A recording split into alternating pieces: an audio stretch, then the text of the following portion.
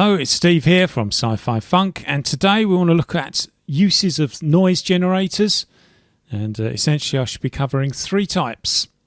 So here we are with the ajhsynth glide module and its glide and noise, and on the left hand side you've got three types of noise generator: red, white and pink. Everybody I'm sure is familiar with white, but what is red and pink? Well, we'll go through all of them anyway. So what I've done here is I'm plugging in red to start with. I also have an oscillator currently with its input turned right down, so the only thing you're listening to there is the noise generator. And if I play it,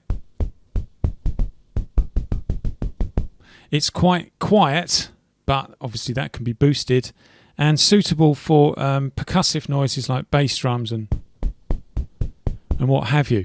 Now, you can boost your signal considerably by mixing in, blending in, if you like, an oscillator at, say, a low frequency. I mean, do what you like, but just for this demonstration, it's a low frequency, and I've defeated the 1 volt an octave keyboard tracking, so it's always going to play at the same pitch. So as I bring in a low note, then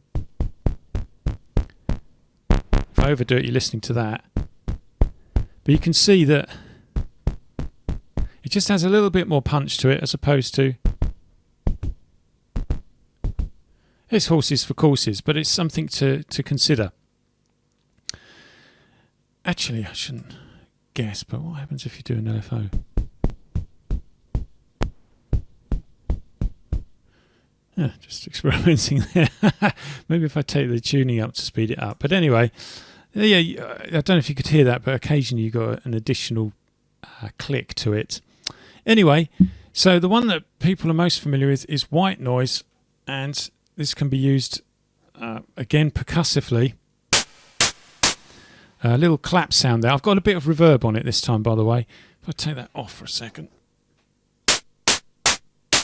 Now you notice over here I've got the envelope shaped very short, nothing on attack, nothing on sustain, a teeny bit of decay.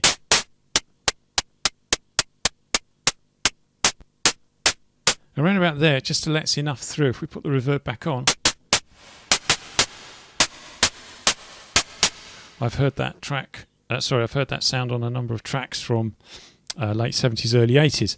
So that's white noise. We'll just cover them like this for a second, and then we'll get a bit more expressive. Pink noise is a bit more beefy. I don't know the technical things that are happening behind the scenes, but to my ears it's more beefy. Again, for percussive. But going back to white noise, everybody is familiar with playing with the frequency. Let's just have some sustain on here. Make sure we're just listening to the noise generator, and then if we play around with the filter,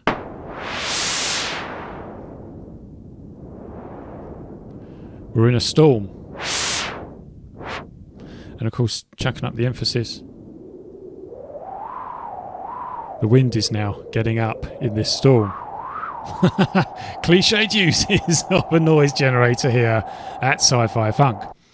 So there's that. And then the other thing you can do is, rather than think of it as noise with a bit of oscillator added, how about the other way around?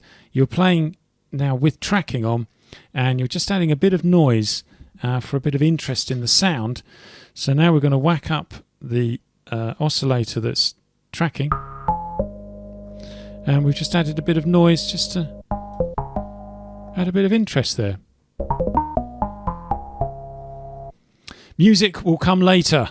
Well, I'm going to produce a load of music with this synth immediately after doing these tutorials, and I'll be trying to use as many of these techniques as I can as a proper demo. I'm just concentrating on the technical aspects. So I hope that's explained to you today all about noise generation.